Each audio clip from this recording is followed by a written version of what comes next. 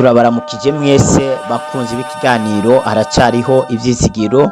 Amahoro y'Imana nakomeze kubana namwe.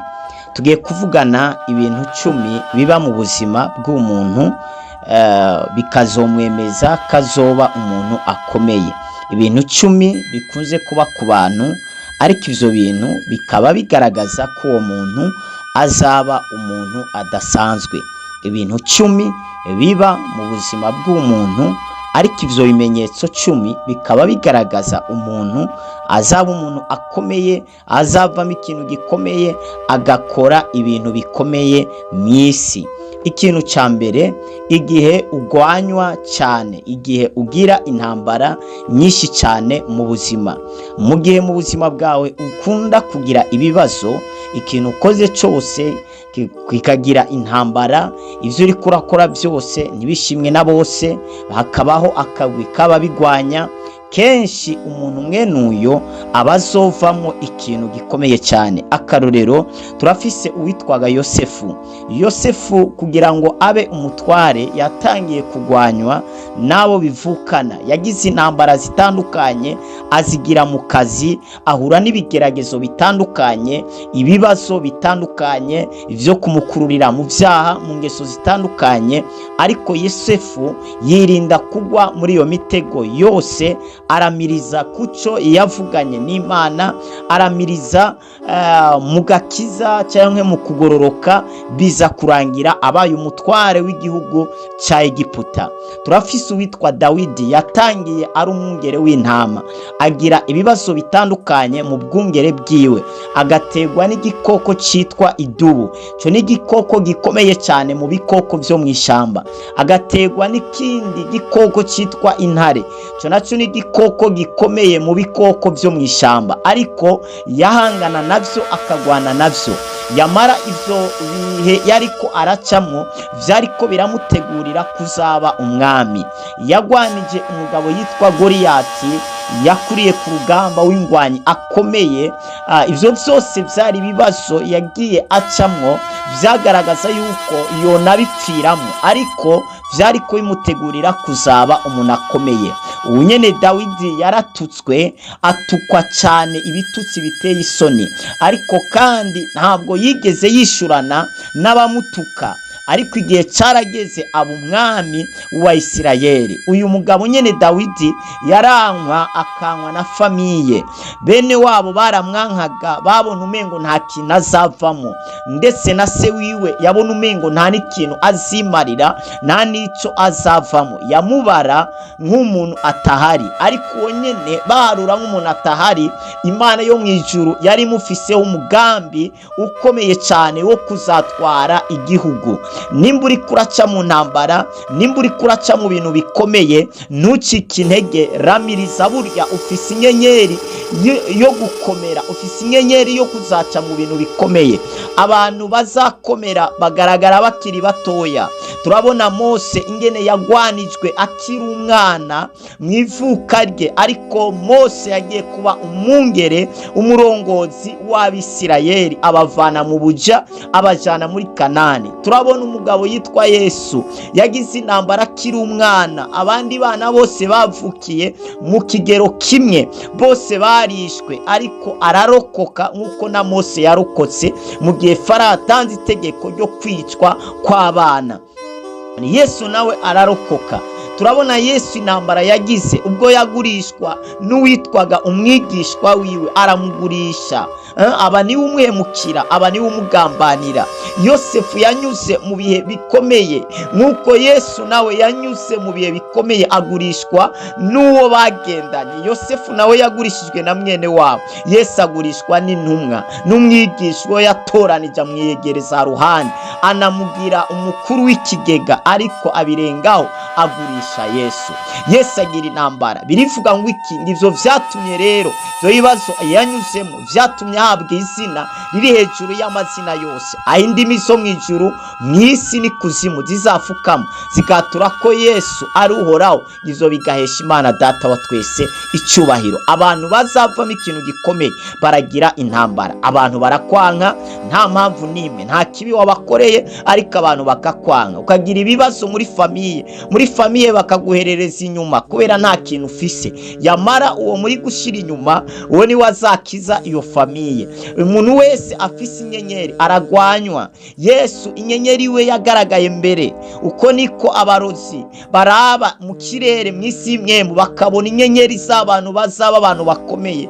Benshi barazibwa, umwana wawe akavuka mu minsi mike akaba yari umunyabwenge, ikindi gihe ugasanga umwana yabaye igikopo, kwishure nta bintu agitora, ubwenge bwaribwe, inyenyeri yaribwe. Benshi baba barakoze amamariyaje barubatse, ariko kubera Satani yabateye yabatatse abambura ivyabo ko batigeze baba maso. Mu gihe rero c'ibibazo ntuze witotombe, ntuze wiganyire, ntuzaherereza amafuti ku muntu n'umwe. Umenye neza ko ivyo bihe uri kuracamwo ni ingazi ikugeza ku masezerano, ikugeza ku bintu bikomeye. Nivyo vyabaye kuri Yosefu, ivyo vyamubereye ingazi yamugejeje ibwami, yamugejeje ahantu hakomeye. Ibihe uri kuracamwo bikomeye, Yobu yaciye mu bihe bikomeye vyo kubura no gupfusha bikazamo, ariko vyamugejeje ahantu akomeye cyane. Icya kabiri ni ishavu. Igihe rero ugira ishavu ubu uzaba umuntu akomeye. Muri iyi shavu naryo riragaragaza ko uwo muntu azaba umuntu adasanzwe, azaba umuntu akomeye. Kubera ishavu abantu rirashobora gutuma bafata imyanzuro ikomeye ibageza ku bintu bikomeye, kandi ishavu riraturuka no kuri Satani. Ishavu Satani ashobora kuzanira ishavu kwitotomba no kwiganyira, ndetse akazana ishavu kwirakaza kugira ngo wewe ubwawe wiyicire amasezerano. Nk'uko Mose yarakaye akubita igitandara bituma atinjira mu isezerano, kandi Imana yari yamubwiye ngo abwire igitandara kizana amazi. Ishavu ryatumye atagera mu gihugu cy'amasezerano nk'uko Imana yari yarasezeranye. Ukwiriye kwirinda ishavu, ukirinda uburakari. Buri ishavu rituruka ku mwasi Satani. Gushavura si bibi, ariko gukoreshwa n'ishavu nivyo bibi. Biriya bintu ukora urakaye nivyo bibi, ariko kurakara Bibiliya ntabwo yavuze ko bitahari, birahari, ariko izuba nirikarenga ukiratse, kandi ntugafate umwanzuro ukirakaye. Icya gatatu, igihe urota ibintu bikomeye. Muri cyagiye urota ibintu bikomeye, ziriya nzozi wamurota wicaranye n'abantu bakomeye, wicaye n'abategetsi, uramukanya na perezida, ugendera mu modoka, ugendera mu ndege, wubatse inzu.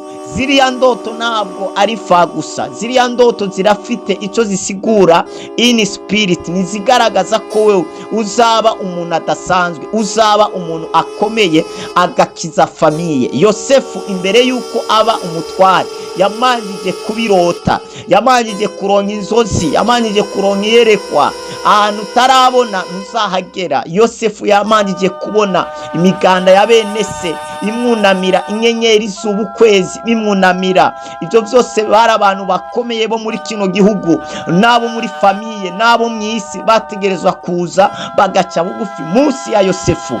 Izo nzozi naho bazigwanije ariko zarasohoye.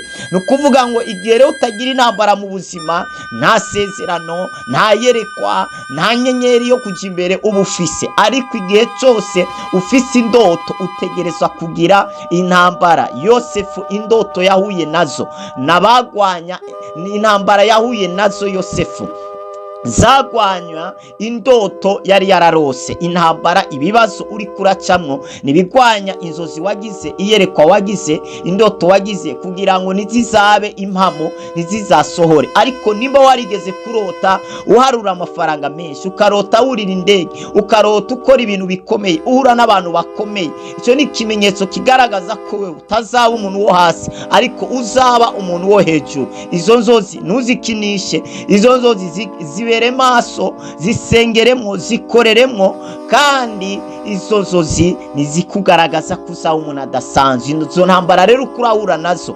nizigutere kuva mu manda no guhagarika ibicapo binini wari wizereye.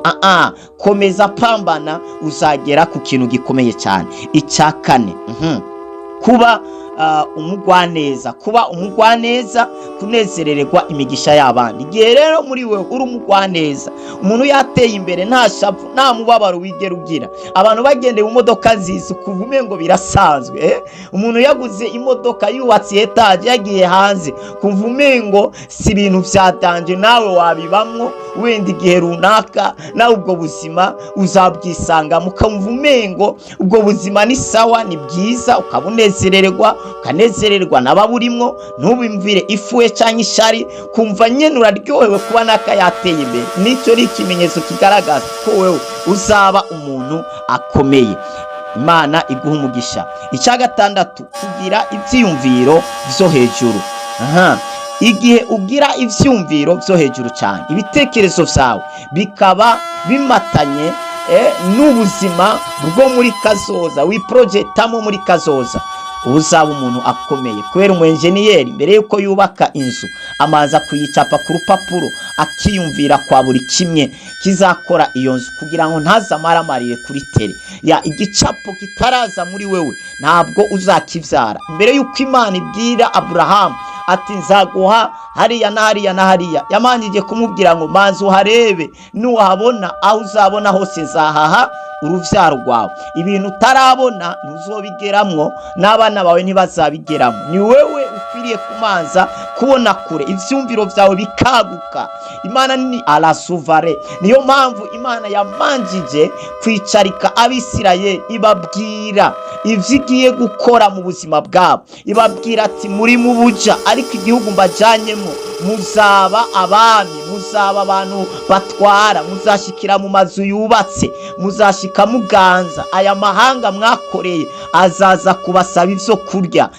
Muri mwebwe ntawe uzoba uwo hasi, muzaba abo hejuru. Ntawe uzoba umukene, ntawe uzoba intavyara. Indwara nateje abanyamahanga mwebwe ntizizabazako, muzaba imitwe ntimuzaba imirizo. Imana yashaka kubagura mu bitekerezo bitewe naho ibajanye. Murabona abantu bari mu butunzi ariko bakabaho ubuzima bw'abakene, bari abantu ivyumviro vyabo biba bikibemeza ko ari abakene. Rero Imana ntishobora kuguhitunga mu vyumviro vyawe itarazana mu iciyumviro citunga. Imanza kuzana iciyumviro citunga, ukamaza kuvyiyumvamwo, kubera ikintu udafise ntushobora kukivyara. Niyo mpamvu imbere yuko Imana irema umuntu mu biboneka imubumba, yamanjije kumuremera mu isi y'imwemu, mu biboneka ikiza kumwambika umubiri. Ikintu cyose kugira ngo ukivyare mu isi y'ibiboneka gitangirira mu vyiyumviro.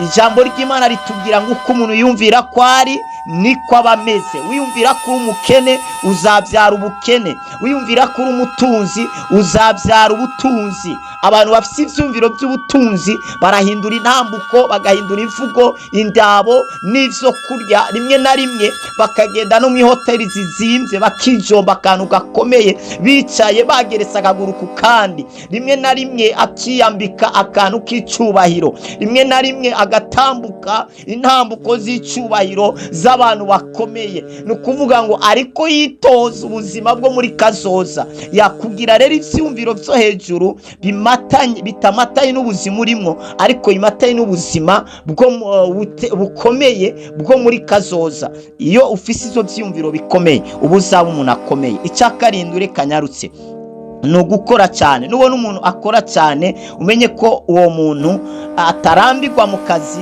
atigera ananirwa, ashira umwete mu gukora. Uwo muntu abazovamo ikintu gikomeye cyane. Icya munani, igihe wisuzugura ukumva ntacyo umaze, kuva nta nicyo umarira abandi bantu, kenshi ubu uzavamo umuntu akomeye. Gideyoni yarisuzuguraga akumva ntacyo amaze, akumva ari uwo hasi, nta nicyo yomarira abandi bantu. Ariko Imana imubwira ngo genda uko inkomezi zawe zingana utabare ubwoko bw'iwanyu. Igihe wisuzugura ubona gatacuri ntacyo umaze, kenshi Imana iba yakubitsemo ibintu bikomeye. Ivyo ukeka kudafise nivyo Imana yakubitsemo, kandi ivyo ufise bizakugeza kuvyo udafise. Icicenda ni ugukunda ijambo ry'Imana. Igihe ukunda ijambo ry'Imana akaba ari ryo wubakiraho, akaba ari ryo unezererwa, ukunda gusumba ibindi, umenye ko muri ico gihe ni ikimenyetso kigaragaza ko uzaba umuntu akomeye. Yakobo yakunda ijambo gusumba ibiharage, niyo mpamvu yemeye gutanga ivyo yari afise byose abiha Esawu kugira ngo amuhe ijambo ry'ubusamuragwa. Yagwaniye ijambo, kandi Bibiri tugira ngo umuntu akunda ijambo aba akunda Imana, kandi ijambo si niryo hejuru. Ni ukuvuga ngo umuntu akunda ijambo, akizera ijambo, ijambo riramutuza rikamushyira hejuru. Ikintu cya 10 aricyo ndangirijeho ni kutarambirwa mu buzima, kugira umwete mu buzima. Nubona abantu b'abanyamwete umenye ko abo bantu batazaba abantu bo hasi, bari abantu bazaba abantu bakomeye.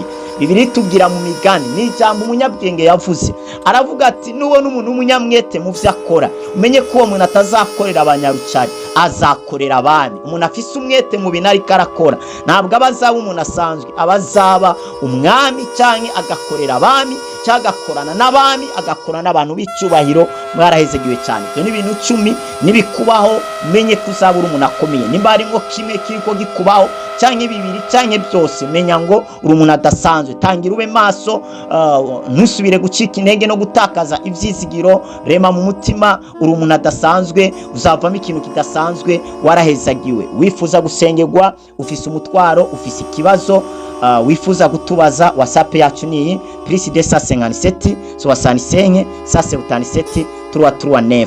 Mwibutse gukanda sabone cyangwa subscribe kuri no channel yaracariho Ivyizigiro TV. Wibuke gupartager abandi kugira ngo bashikirwe. Mwarahezagiwe cyane.